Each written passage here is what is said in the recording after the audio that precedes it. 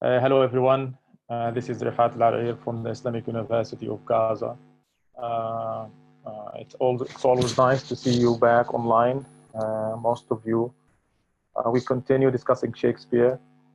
This is the second major text we examined this term, Othello. I know some of you are very thrilled about Othello because of the connections we already have. Many people believe that this is the closest that Shakespeare has been to Arabs and Muslims, despite the fact there are other references to Muslims and Arabs in different texts. Was it in Othello? In Othello, he mentions Palestine, actually. I guess he mentions Palestine in Othello. But he mentions Muslims and Arabs in other plays. You need to look, if you want to examine Shakespeare's racism and maybe Islamophobia and these issues, you need to look at Titus Andronicus, a play that he wrote in the early 90s. That play was a bloody play. There are black people and Muslims and etc. included in other plays. So we'll see how Shakespeare presents Muslims or people of Muslim origins, how he talks about Turks, about the Ottomans, about Arabs, about Africans, about black people. I promised you last time that I'll go through what we ended with last time, because to me this is the core issue in Othello, the issue of race, the issue of racism, how these texts in many ways helped to construct a particular image of Muslims and Islam and Africans and black people and brown people and people of color. And I promised to bring Edward Said, and I'll be bringing Edward Said later on also, how he says, I think in Orientalism, how the Orient has helped in a way build the West as its contrasting image. Whatever the West is, we are the opposite. So we've seen this with Othello. We've seen the Venetian society, how it is a society of science, of evidence, of concrete evidence, of proof, okay, of logic. On the other hand, how Othello is more a man of words, a man of storytelling, a man of superstitions, a man easily accused of being of using magic to enchant Desdemona. So even as a character, until probably I think the 80s, white people, actors would be playing Othello. Sometimes they would be blackening their faces. Okay, and but again, because of how people became more aware about racism and everything else, they started having a black actor, a black person playing Othello.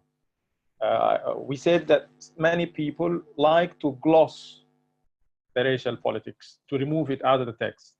It's not about race. This is about a man being jealous. This is about jealousy. This is about marriage. This is about women being victims. This is about, they could say it's intermarriage, but not necessarily because she's white and he is black. And this is wrong.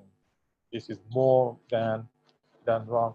It's an opinion. You can take it, but we've seen how in scene 1 and 2 and 3, how so many times people refer to our friend Othello as black, cram, the more thick lips.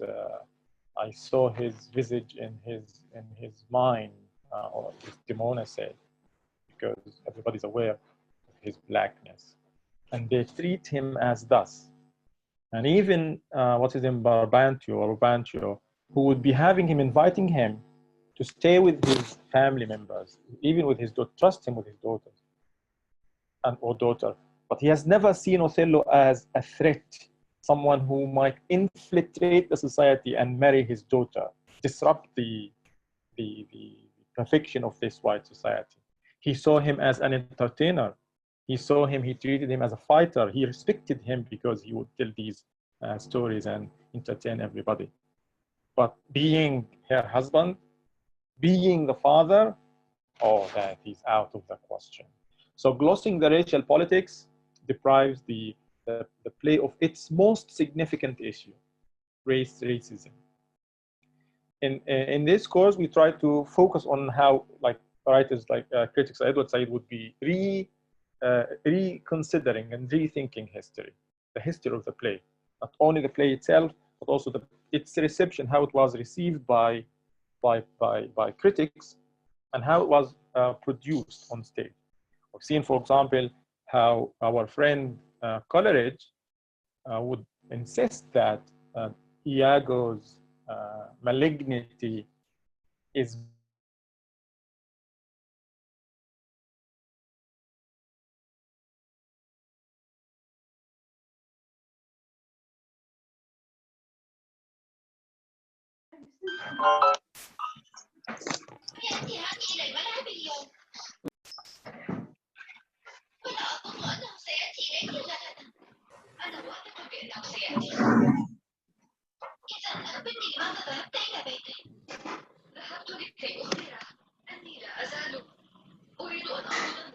نشغل جامبل.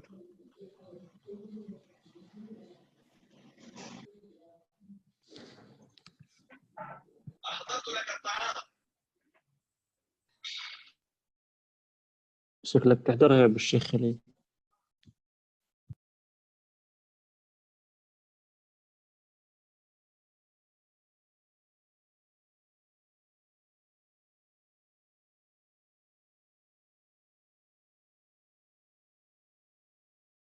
Space. Nude. Currently. From what Mohammed you seen to everyone. DR. You're muted alert. Unmute yourself, sir.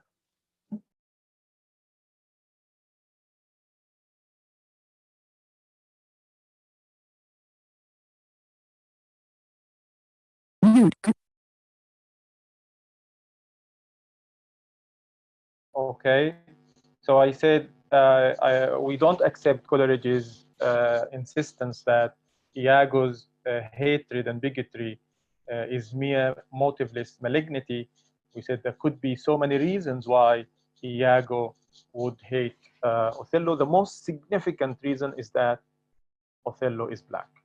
So Othello has these significant issues that we need to focus on. Okay, so when we saw in Act 1, Othello was treated as an outsider. We hear of him, we don't see him, but we painted a picture of him, probably a negative picture of his physical appearance, of his mentality as a thief, as somebody who would marry a young girl without her father's consent. We also probably seen Othello trying to assimilate, to belong, to fit in this society. He lives among them, he fights for them, he kills for them, he abandons Islam, he converts to Christianity, he wants to marry one of them. He has barely any trace of identity. The only thing, or probably the things that he maintained from his identity are negative things. His obsession with storytelling, his obsession with pedantry, you know, using language in this hyperbolic way, and probably his superstition that the thing that will come later on. Despite the fact that he does all of this, he's not accepted still by the white people. So by melting into the European culture, we said Othello clearly isolates himself from his origins, being an Arab and African.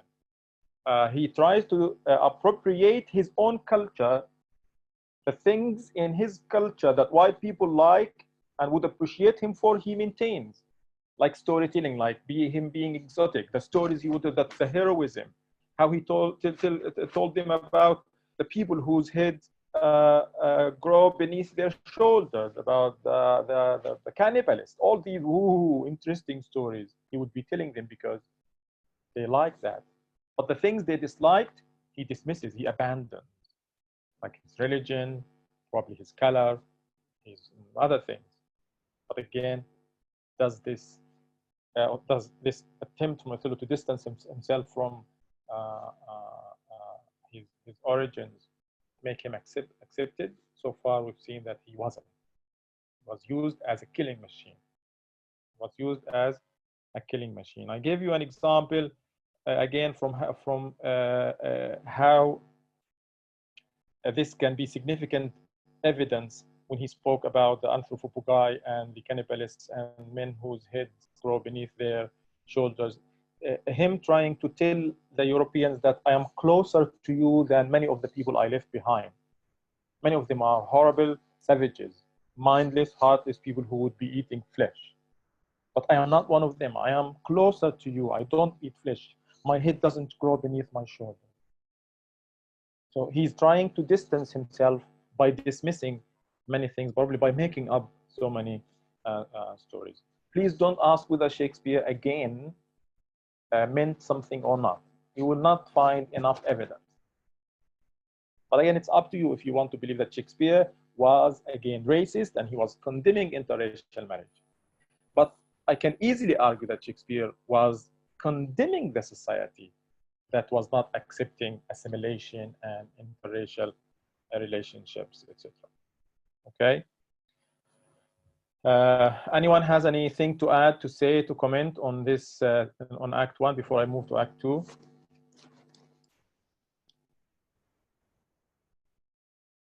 Somebody please do say something. Have you read anything? People who were summarizing, what's his name, article?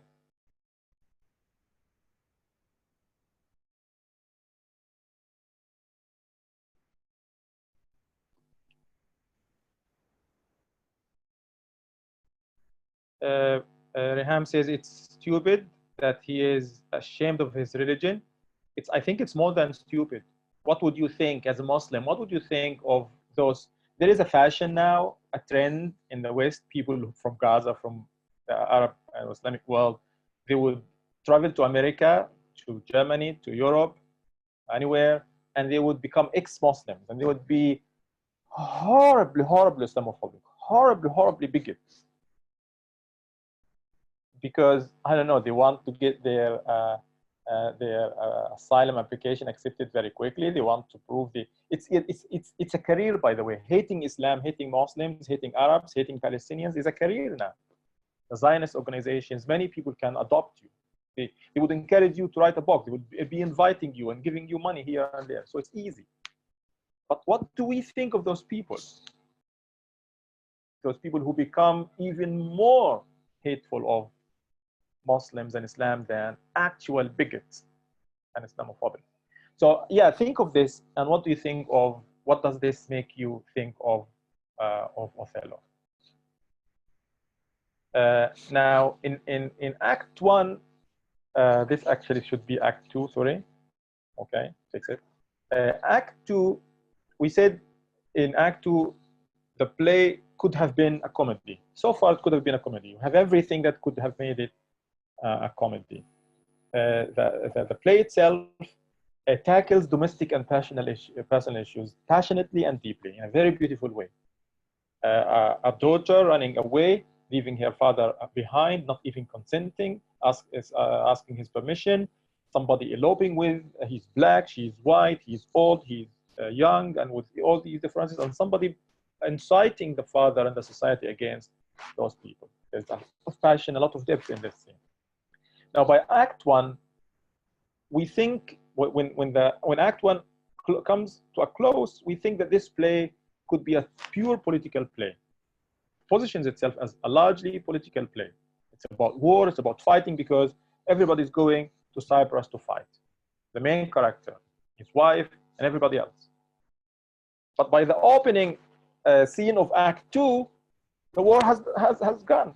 The war is over. So the weeks here, it says here there are several weeks, 1 month, 2 months, I don't know. This is the time scheme, interesting time scheme here. The time goes very quickly between the two scenes. We don't see that battle. There is no battle. We don't attend any. We come when everything is almost over and everybody is coming back from war to Cyprus. So time advances several weeks here, and then the play goes back to becoming going back to being a domestic, personal play rather than a political political play. Now, all I did is actually basically quote extracts from the acts from the act, mainly scene 1 and scene 3, because scene 2 is just a half a page, not important. And I'll go through them, do some commentary, and see if you have things to add. And next class, before I begin Act 3, I'll do some discussion and get you some critical points in writing. So sometime in the play around line 10, Cassio comes bringing the news the war is over and that he's going to be followed by Othello. Emilia arrives, Desdemona arrives. And out of courtesy, Cassio kisses Emilia. Emilia is Iago's wife. Look at how horrible this person is, Iago. Even to his wife. Sir, would she give you so much of her lips, as of her tongue she oft bestows on me? You would have enough. So when he kissed her, this is out of courtesy. We see all the time in the West, like it happens. Okay? Like welcoming here and the kissing here. And now he is shaming his wife and shaming Cassio in front of his wife, in front of Desdemona. I like how Desdemona here was very defensive of, probably this is the most important bit where Desdemona, remember, in front of her husband, her father, she stood by Othello. She defended Othello. She justified why she agreed to love him. Okay, she defended. She's a powerful woman so far. Interesting. And now she's also being very powerful, attacking Iago and defending Emilia. If you notice in all my extracts here, if you see 3 dots like this, dot, dot, dot, this is ellipsis. Bimana, I am not giving you everything. I'm just selecting issues. So Desdemona says, alas, she has no speech. Something like this. And Emilia, you have little cause to say. And look at this. Iago, again, talks about women in this very, very, very not only anti-feminist, but also misogynistic way. He doesn't think that women are unequal. He thinks that women are hateful, are horrible. Come on, come on. You are pictures. He's not saying you are a picture, talking to one woman, to his wife, Emilia. He's talking about all women. And this necessarily includes Desdemona and all women. You are pictures out of doors. I'm not sure, is he talking about how women pretend to be different people outside or because of the makeup? Bells in your parlors, wildcats in your kitchen, saints in your injuries, devils being offended, players in your housewifery, and housewives in your beds. In this very negative image of women, of being false, of being fake, of being contradictory, of being emotional and sentimental, like wildcats, like pictures, of course offends every woman alive even now. And Desdemona again, oh, fie upon thee, slanderer, ikhs عليك, واحد يستحيش, something like this. And then he defends himself. Look at how vulgar he is. Nay, it is true, or else I am a Turk. And I told you in this play, at this house, this is some kind of motif that Shakespeare keeps repeating here. I am true, or I am a Turk. A Turk, any word that means that a Turk, Muslim, Ottoman, Mohammedan, necessarily refer to Muslims. It's true that women are pictures and etc. If it is not true, I am a Turk, meaning I am a liar. Like he's using this word as an insult. And again, if you want to go to the book, there is a very interesting dialogue between Desdemona and Iago about women and whatnot. Probably we can go back to that later on, but it's a very, very interesting dialogue, how powerful, how defensive and even offensive Desdemona is. She's very protective of herself. She's also giving us a good idea about women. And now later on, Desdemona talks to Cassio. Oh, most lame, the important conclusion. Do not learn of him, Emilia. And I like this. Do not learn from him, Emilia. Him, yani Iago, Emilia, though he be thy husband. Don't listen to him, Emilia. despite the fact that he's your husband. How say you, and she talks to Cassio, is he not a most profane and liberal counselor?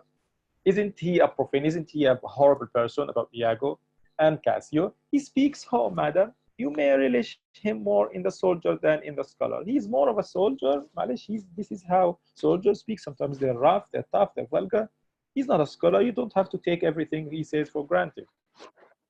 And then remember the asides, the soliloquies are all Iago's. He takes an aside. يعني مجرد سؤال. Desdemona asks a question, and Cassio says you don't have to believe him. Take him for granted. He takes her by the palm. Well said. Whisper. With as little a web as this, will I ensnare as great a fly as Cassio. This whisper, this give and take between Cassio and Desdemona, I can build a huge web and I can ensnare, catch a big fly like Cassio. I smile upon her. Do. So his plan is to make Othello think that Cassio is in love with Desdemona, and that actually Desdemona is in love with Cassio, and then this is the whole plan basically. And now look at what he's taking. He's building upon nonsense. Now, when Othello arrives, interesting entry. Remember, he said something like, "I am rude. I am something like this. I can't express myself." What again? I have to go back to this. Rude am I in my speech? He is not. So he comes. He arrives. He meets his newlywed wife. Oh, my fair warrior, أيها المحارب الجميل, something like that. My dear Othello, and he gives, look at this beautiful description, very eloquent, very articulate language. He's a man of words, probably the most poetic role in all of Shakespeare. It gives me wonder great as my content to see you here before me. Oh, my soul's joy. If after every tempest come such calms, may the winds blow till they have awakened death. Yeah. If after every tempest come such calms, لو كان بعد كل عاصفة هذا الهدوء. He's talking about again seeing Desdemona. May the winds blow. يا رب تهب الريح حتى توقظ الموت. Interesting, beautiful. And let the laboring bark. Bark means ship. It's a poetic word for ship. And let the laboring bark climb hells of seas, Olympus high, and duck again so low as hells from heaven. If it were now to die, 'twere now to be most happy, for I fear my soul had her content so absolute, that not another comfort like to this succeeds in unknown days. Look at this passion, the love, again, the ability to express his love in this very poetic, beautiful language. We love Othello for this. It's a very, very lovable person, and the way he treats his wife. But some people might highlight the thing that to awaken death could be foreshadowing, and some people might think that because he loves her too much, maybe if he stops loving her, it's going to be too much hate. But let's not jump to conclusions. So when Rodrigo comes, Iago tells him the story. He cannot tells him that Cassio and Desdemona are in love. And even Rodrigo, the naive, stupid person that Iago is making use of, says, I can't believe that in her. She's full of most blessed condition. Come on. I don't think she should be doing that. And look at, again, how he's making fun of him. Look at the language here. Blessed fig's end. Huh. I don't know, how would you translate this into fig's end? Not a fig, the fig's end. The wine she drinks is made of grapes. If she had been blessed, she would never have loved the more. If she's a good person, if she has mind here, she would never marry the more. Blessed pudding, pudding, paluza, halabiya. Blessed pudding. Didst thou not see her paddle with the palm of his hand? Didst not mark that? Didn't you see that? How Cassio held her hand, and then Rodrigo again defends Desdemona. Yes, that I did, but that was out of courtesy. She's the wife of his of Othello, the general, his boss. And now we have here yet one more soliloquy at the end of scene 1, Act 2 from Iago. I'll go through it and stop if you have any commentary or question to ask. That Cassio loves her, I do well believe it. Now he's convincing himself that Cassio is in love with Desdemona. He's making things up. That she loves him, it is apt and of great credit. There's a possibility that she is in love with him.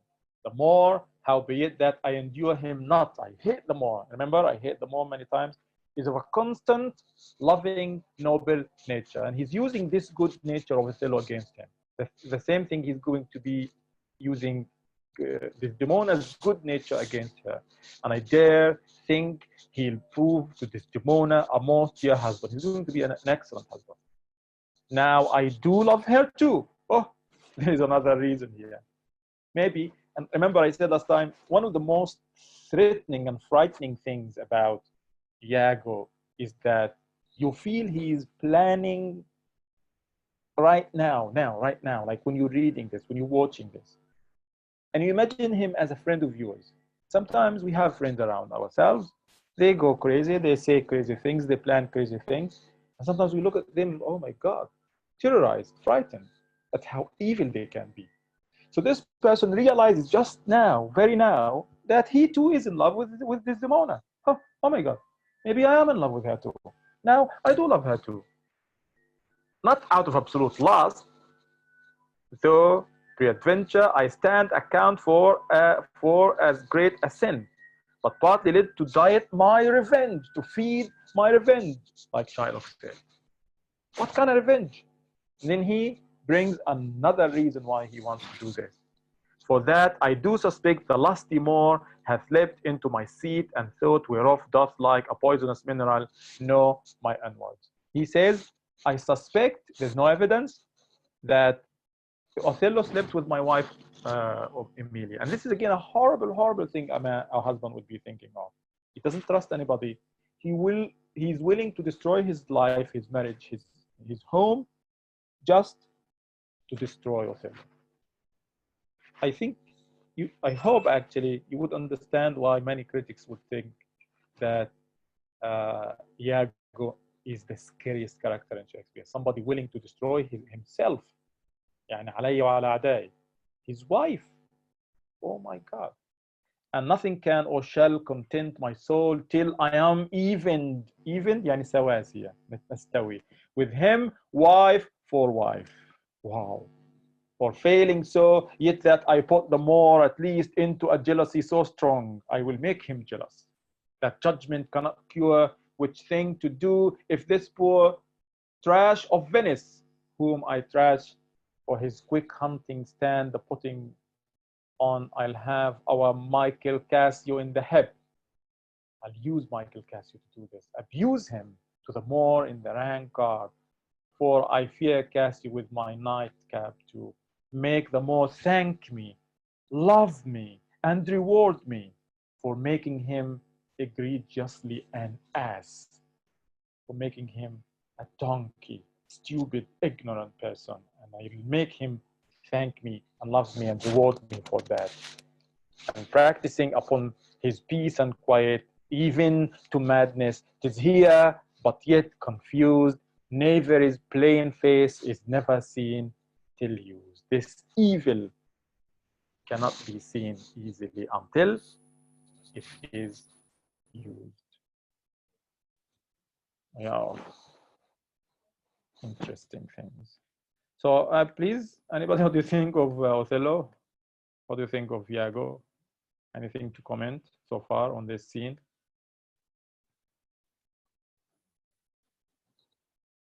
Yes, I have a question. Go on, Khaled. I just started to think about Othello, Iago as Polonius. What if Iago was in the position of Polonius and like competing with Hamlet? Two smart people, two sides, enemies. I don't know if it will work or not. But Iago is like always improvise, always has plans, and like would be a great benefit for the king in Hamlet. I didn't get your idea, Khalid. Like you bringing Iago and Polonius. No, I'm bringing Iago instead of Polonius. What if Iago was Polonius in Hamlet? That's a very interesting thing. I have never thought of this. Like There Hamlet are, and Iago competing. that would be a very, very interesting thing. I've never thought of this. But there are similarities between Iago and Polonius. You're saying Polonius, right? Yeah, because Iago But is trying to be there good. are huge differences still I know, between. and that's my point. What if Iago was Polonius in Hamlet, and how Hamlet would like be, like how would he be able to like to defend himself against this intelligent like improviser Iago? Always like comes with evil plan that succeed, unlike Polonius. Okay, I think I love this question. I find it a very brilliant question. There is a very significant issue I always like to raise in Othello. Was Iago too smart, too intelligent for Othello? Or was Othello too dumb, too stupid, too gullible to see Iago for the dishonest man he is? If you think Iago is really, really intelligent, this is in a way a defense of Othello. If you say that no, if he's my friend, if Iago is my friend, I would easily know that he is a liar, a horrible person. But don't we usually have friends who turn into arch enemies of us, of ours? One reason why Othello, Iago is frightening is that you come to question your life. The people in your life, you look around and say, oh my God, do I have in my life somebody like Iago? Somebody pretending to be my close friend while destroying my life. So yeah, think about it, Khalid, a very interesting thing. But I think if you bring the intelligent Iago into Hamlet, in my opinion, you are raising the bar for Hamlet himself.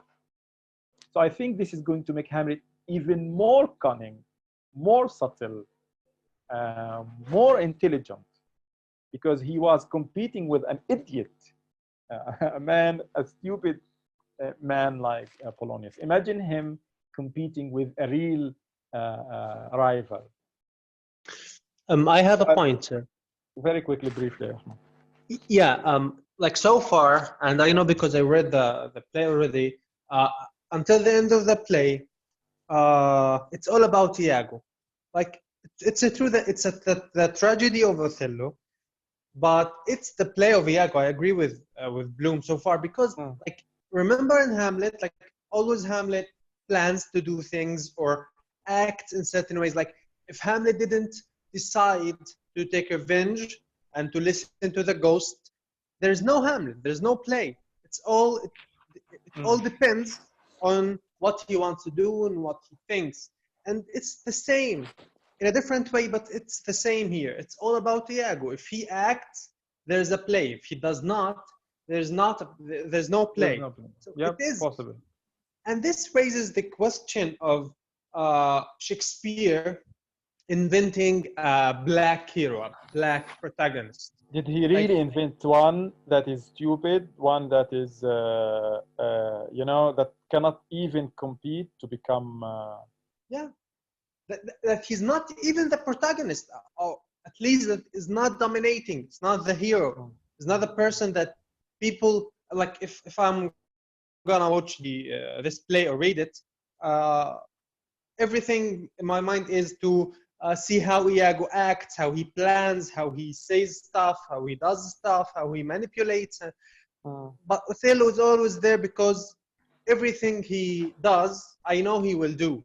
From the first reading, I can expect him and I can understand him easily and analyze him easily. And this is not This is an insult. Yeah, this is an insult. Somebody who, if somebody who is predictable is not a profound, is not a deep person. خلاص. Yeah, he has just two colors. To be so. Because Shakespeare can, and he always does create strong and complex characters. طيب. ماشي. Abdullah says they sell their souls to the devil. Does he hate Sarah? Does he hate his wife? I think, I don't know. At least he uses her. He makes fun of her. He abuses her. Whether that can be explained as hate or not. What does? I'm not sure, Ahmed. I missed your point. I don't remember saying the word door. Abdurrahman says, why should every little work in the universe include a love story? No, not necessarily. I don't. Is there a love story in Macbeth? In Julius Caesar? Not necessarily, but everybody loves a love story. Abid, don't tell me you don't like a love story. So I think Iago is a psychotic one. Yeah, definitely. There's something wrong with his mind. Or is he, if you think he's sick, a psycho, it means you're trying to justify his actions. I don't think he is sick. I think he's a bigot. I think he's racist. And racism is the worst of the worst. أسوأ حاجة الإنسان يكون عنده عنصرية. Because you would do anything to destroy those people. Ahmed says, what if we bring Desdemona? We'll compare, thank you, Ahmed. We'll compare Desdemona and Ophelia later on. We'll see how they overlap, how they match. But so far, unlike Ophelia, Desdemona did not obey, which is very interesting of her. Rehan says Othello is stupid. So you don't think that if you say Othello is maybe stupid is a strong word, let's say gullible, naive. If you think he is naive and gullible, how did he become a warrior, a fighter, a general in the army? That's one. Number two, if you say this, it means that Iago is not that smart. Because we've seen so far, Iago managed to outplay everybody, outsmart everybody. Ahmad Abu Judian, I think he is intelligent, but he accepts to be outsmarted by Iago, you mean? When he said a picture out of doors. ماشي, يعني he says when women are outside their comfort zone, when they are outside their home, they are fake, basically. Or they are silent, they don't talk, as still as pictures. This is what I think he means. طيب, we'll move to Act 2, Scene 3. Scene 2 is actually one page. Not much happens there, so I'm jumping to scene 3 very quickly. Again, I'm going through some extracts. We do some commentary and then see what you have. Now, look at this. I'm jumping to these lines, so there are many things. Now, what happens here is that Othello goes home with Desdemona, and Iago remains with Cassio and another man called Montano, and they start drinking. And Iago devilishly, cunningly, makes, what's his name, Cassio drink again and again and again. Probably there is something wrong with Cassio drinking, over drinking and something like this, and he pushes him. When he leaves, he insinuates to Montano that there is something wrong with Cassio. Cassio has a problem, has a vice, and this vice is drinking. And Montano says, but is he often thus? Is every more the prologue to his sleep? He'll watch the horologe, a double set, if drink, rock, not his cradle. I love this expression. I like the word rock. You know, what does rock mean as a verb? You know this word? Rock. As a verb, do you know it? Anybody? Make him dance or sway. Here, when you rock the cradle, يعني انك تهدهد السرير، بتهز السرير. When you rock somebody to sleep, تهدهد السرير حتى ينام، مش يعني بتخبطه بالحجر. Yeah, it's like rockabye. So the rockabye thing. Yeah, to cradle, not him. So he has a problem with drinking. Now, what happens here? I'll give you some 1 minute to read this and tell me what you think. Now, what happens is that Rodrigo is told by Iago to start a fight with Cassio and to shout, mutiny, mutiny, mutiny. And he does this, he provokes, Rodrigo provokes Cassio and they fight. One of them is injured, I think. I think Cassio is injured a little bit, but there is noise and everybody is shouting and everybody makes noise very close to where Othello lives, and they disturb his sleep, whether he was asleep or not. And when he is disturbed, he comes out. He's very furious, very angry. What's wrong? Why are you doing this? He probably thinking that there is another war, that the Turks have attacked. And he says this as a reply to the noise, the chaos that was taking place. I'll give you 1 minute, and I want you to tell me what you think of this. What things you highlight. Take 2 minutes.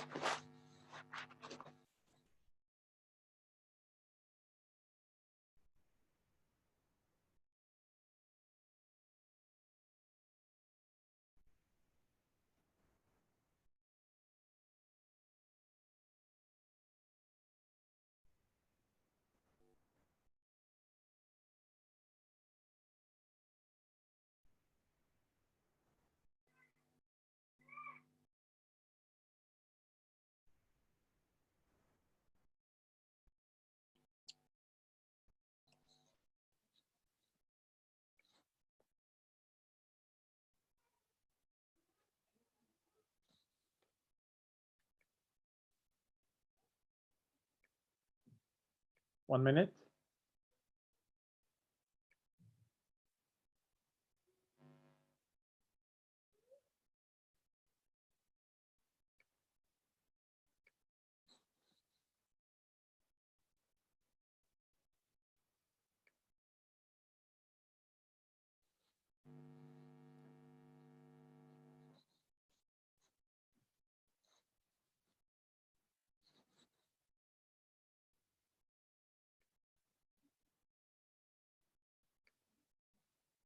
What things do you notice? What is Othello saying? What do you think of what he's saying?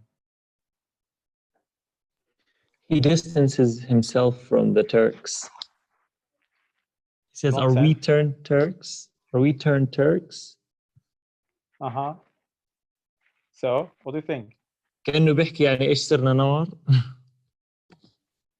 So, what does that mean again?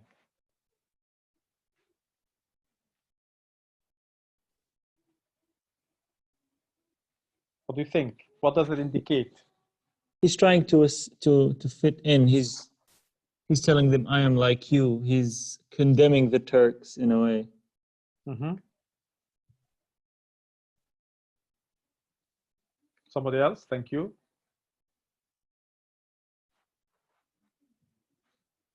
Who else? Anybody? So somebody is typing. I hate to frame Othello in the word stupid. We should see the whole picture. Okay, we'll wait and judge.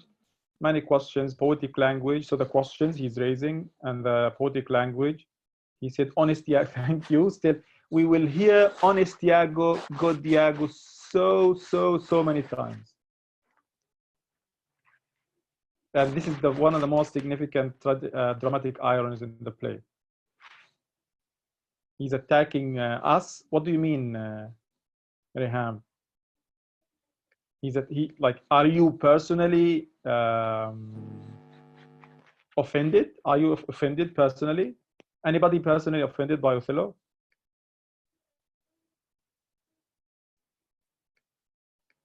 Yeah, somebody say something.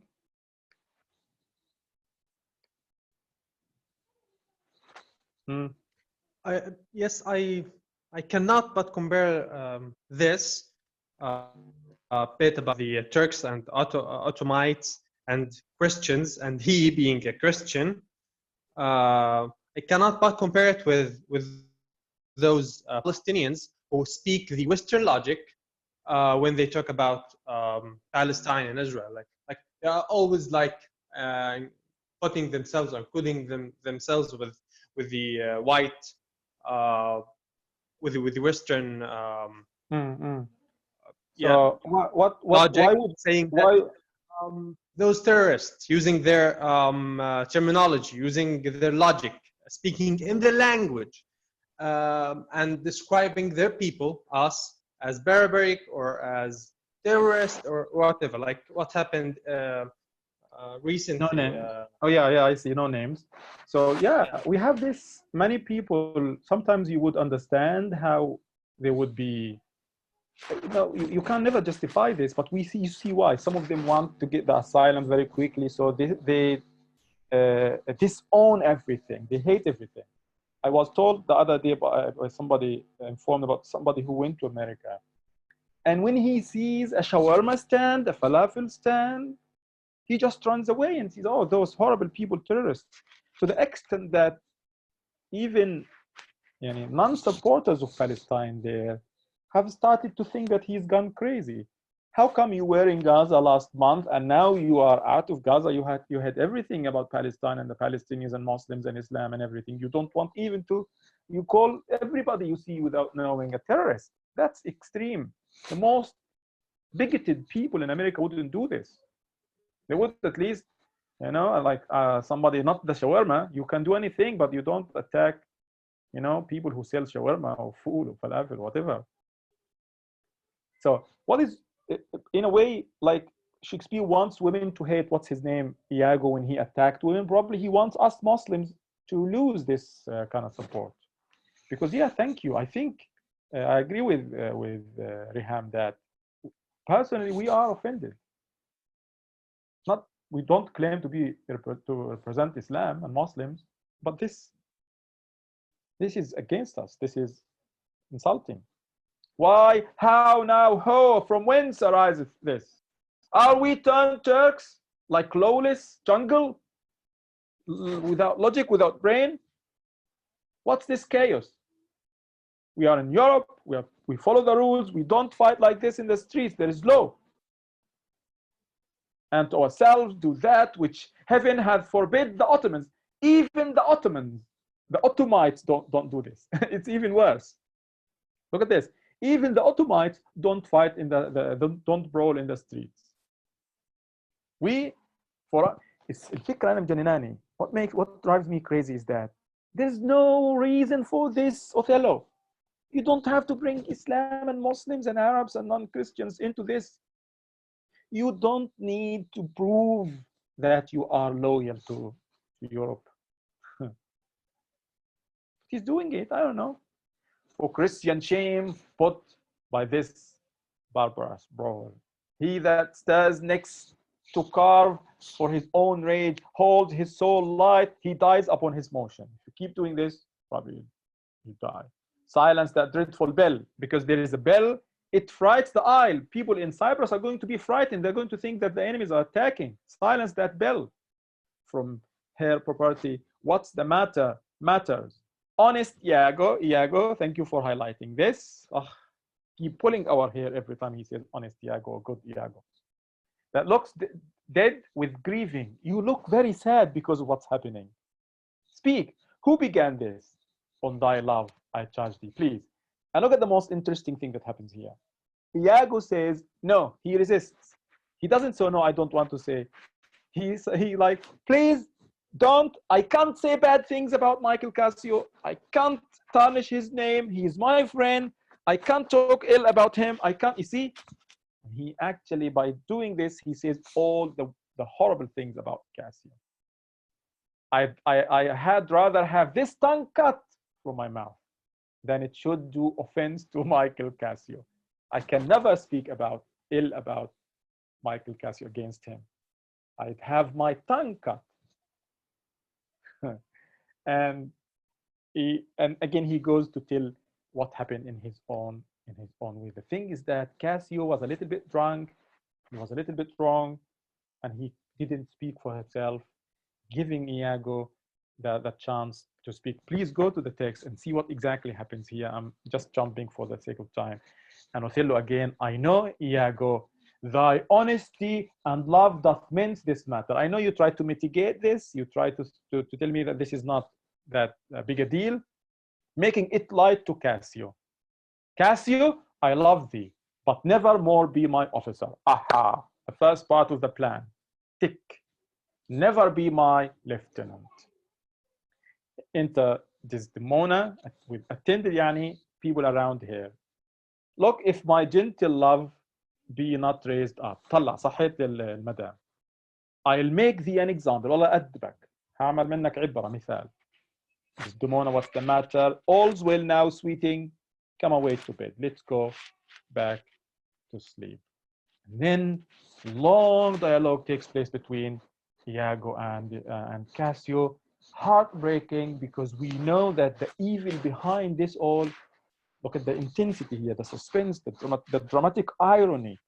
He keeps giving him advice.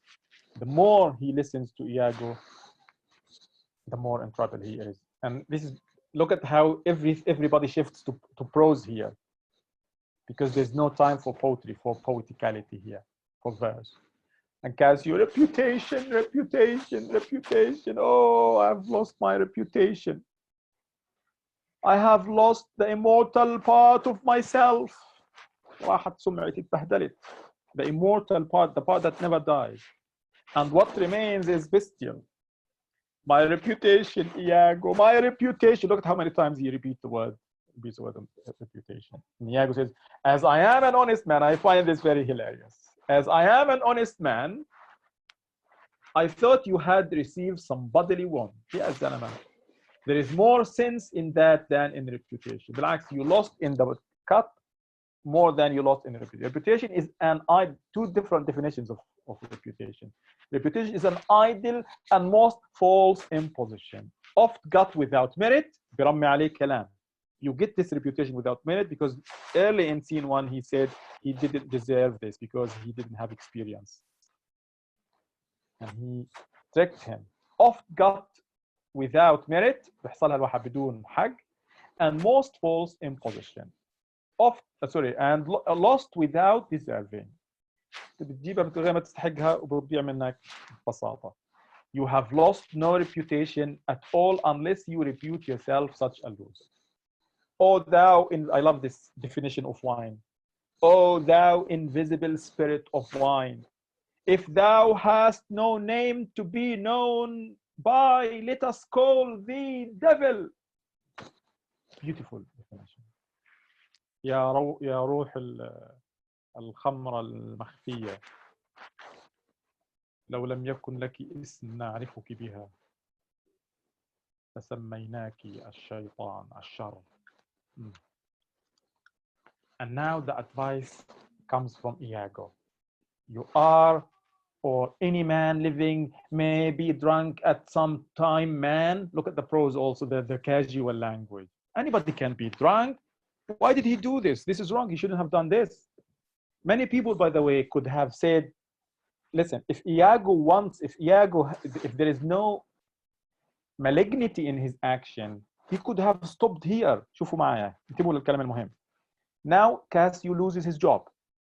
Iago, you can be promoted. You can take his job now. Stop, you're evil.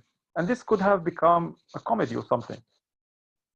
This is more evidence that Iago would stop at nothing until he destroys the black man infiltrating the white European society. So he's again inciting him. I'll tell you what you shall do. Our general's wife, like very secretive, he doesn't even say her name. Our general's wife is now the general. بالمناسبة, this is a beautiful definition. Our general's wife is now the general. لقيت في الكويز تاع سنة أولى، لقيت البنات بعتت لماما لزوجتي رسالة على الواتساب بالله تخليه يأجل الامتحان. This is the definition here. Our teacher's wife is the teacher. We know this. مرة العمدة عمدة، مرة الوزير وزيرة، ولا لا مرة الرئيس رئيسة. So our general's wife is now the general. I may say so in this respect, for that have devoted and given up himself and contemplation, etc. He gives him advice here. Confess yourself freely to her, importune to her to help to put you in your place again. She is of so free, so kind, so apt, so blessed at this position. Look at this, so.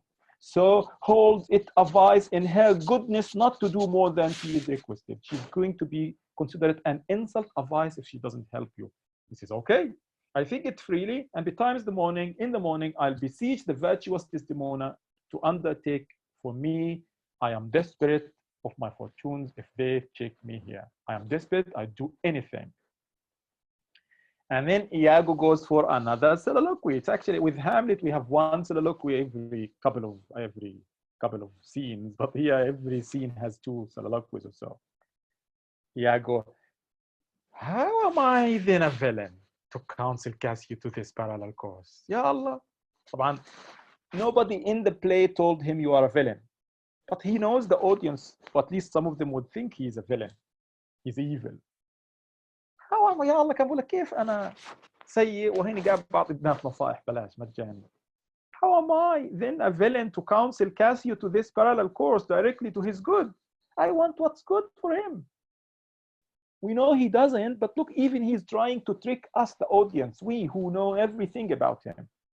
Divinity of hell, when devils will, the blackest sins. Look at the word black and the color black mentioned in Othello more than any other play. Sins put on, they do suggest at first with heavenly shows, as I do now.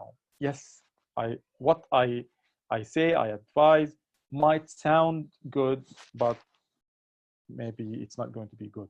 For whilst this honest fool, Cassio, plies Desdemona to repair his fortune, and she for him pleads strongly to the more. She's going to plead and you know, and ask and what's the word, and beg the more. I'll pour this pestilence into his ear, that she repeals him for her body's lust, and by how much she strives to do him good, the more she tries, the more it's going to question why she's doing this. She shall undo her credit with the more. She will turn her virtue into pitch. So will I turn her virtue into pitch, and out of her own goodness make the net that shall enmesh them all. I'm going to destroy her with her goodness, with her virtue. Now, last two extracts. Rodrigo is very angry. هاي عملت طوشة وما استفدتش حاجة. Rodrigo is so gullible, probably one of the stupidest characters in Shakespeare. He doesn't understand, he doesn't know, he doesn't see the whole picture here. طيب الآن بقول لك طب أنا عملت لك طوشة مع كاسيو. طيب where is Desdemona? I'm not getting my Desdemona. So he says, okay, I'm going to Venice. حل عني. Stop taking my money, I'm running out of money. And see this beautiful exchange. The whole exchange is in the text. I do follow here in the chase, not like a hound that hunts, but one that fills up the cry. My money is almost spent. I have been tonight exceedingly well cudgeled, and I think the issue will be I shall have so much experience for my pains. I'm only suffering. And so with no money at all and little more with فقرت عقلي يا زلمة مش قادر مش فاهمك. Return again to Venice. I'm going back to Venice. Iago, again, very beautiful sentence. By the way, he says some of the wisest things in Othello and in Shakespeare. But I find very few people willing to quote Iago. They don't want to associate themselves with Iago. Like you don't want to quote, for example, Abu Bakr al-Baghdadi, so nobody associates you with him. How poor are they that have not patience? يا مساكين الناس اللي فيش عندهم صبر. How poor, ما أفقرهم. How poor are they that have not patience? What wound did ever heal but by degrees? Thou knowest me work by wit, not by witchcraft. I work by wit. I use my mind. I plan and plan and plan, not by witchcraft. Remember, Othello was accused of using witchcraft, sihr, والشعوذة. And then when he leaves, again, Iago talks to us, the audience, in yet another soliloquy. Again, the whole plan here. Two things are to be done. My wife, now he wants to use Emilia. My wife must move to Cassio, to her mistress. I'll sit here on myself the while to draw the more apart and bring him jump when he may Cassio find soliciting his wife. When Cassio is talking to Desdemona, I'll bring the more in a way and I let him see them talk. I'll start my plan. Soliciting his wife, that's the way. Dull, not devised by coldness and delay. Look at the beautiful, again, couplets at the end of each scene. Soliciting his wife, that's the way. Dull, not devised by coldness and delay. Honestly, every time I read Iago, I shudder. Every time I watch him, I read some of his extracts or watch some of his bits on YouTube. It's like, oh, you get goosebumps. So frightening, so scary in many ways. What's going to happen? But listen, the most beautiful thing about the play so far, nobody's dead, nobody's hurt, like a lot. This could have become, and there is a big chance that this play can be a comedy.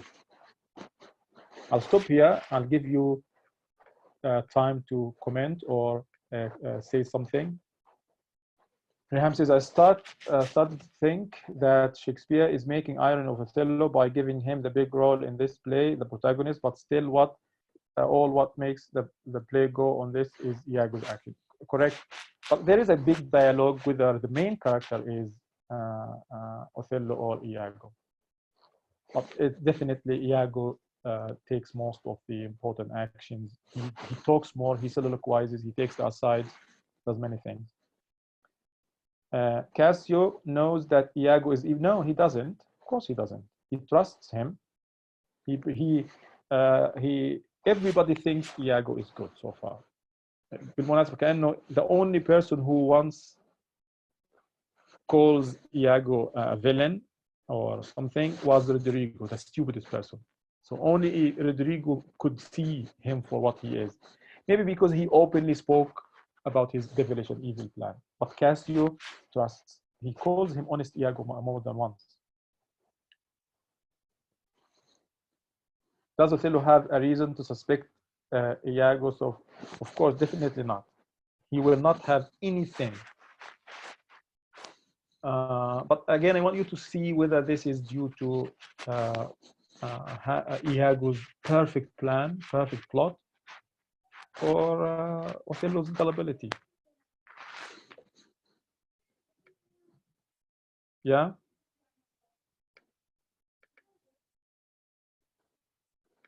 Can I say something? Go on, please. It's interesting how, like, Hamlet and Iago both think of themselves as villains. In one soliloquy, Hamlet says, "Who calls me villain?" or something like this. When he says, "Am I a coward? Who calls me villain?" I think it's in the first soliloquy. Okay. And then Iago here says, "Oh, I'm not a villain." And when we read it, we don't understand that he's trying to rationalize or trying to justify himself so he can feel better, because he has no conscience. We only read it as he's trying to trick the audience into thinking that he's a good person. And that is possible. Bardo, I find it, I don't want to say he doesn't have a conscience.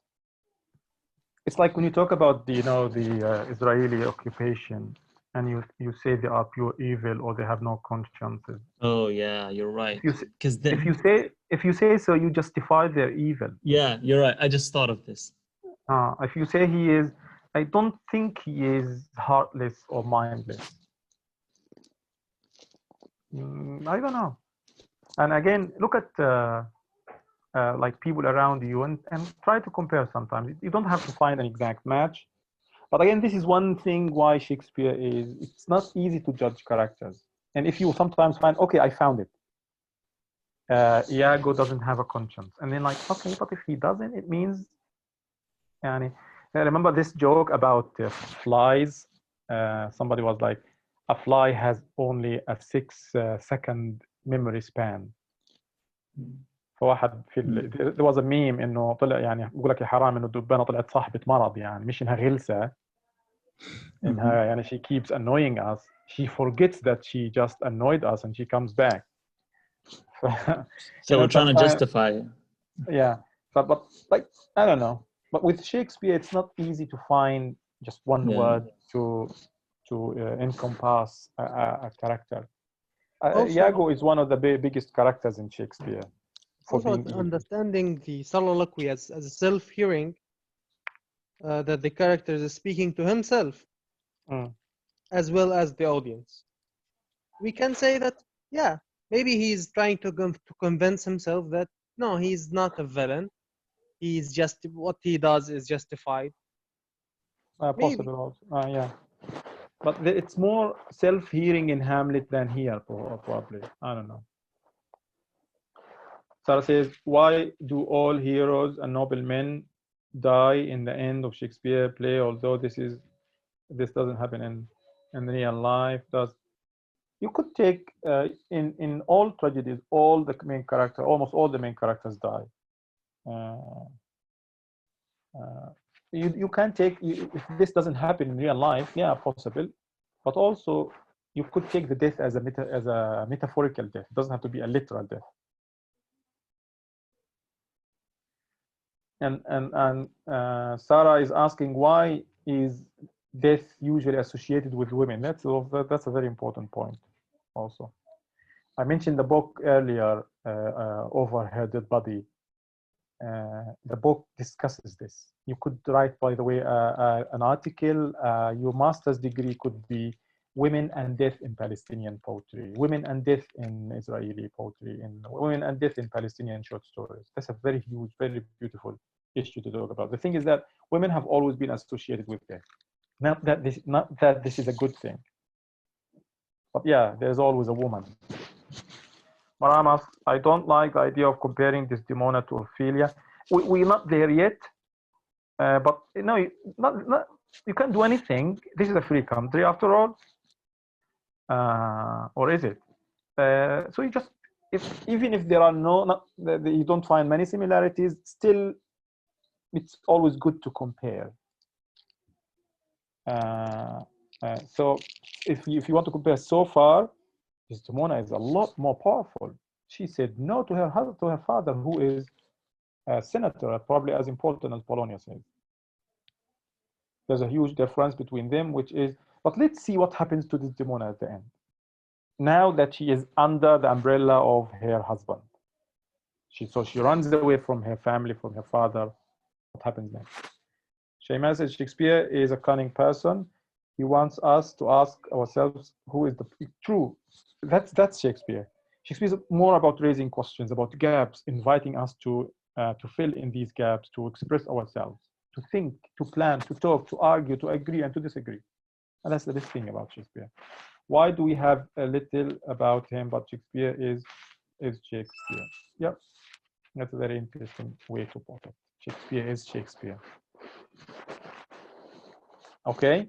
I remember one of the most hilarious answers in one of the exams. A student was like, he opened an essay.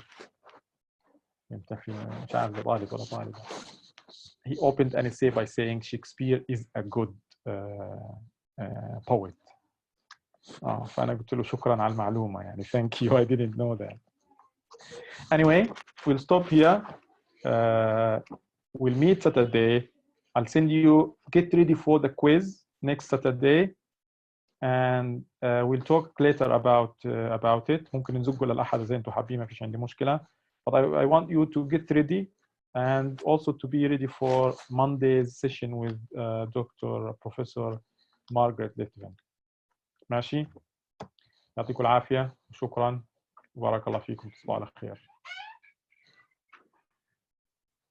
ماشي يا عم.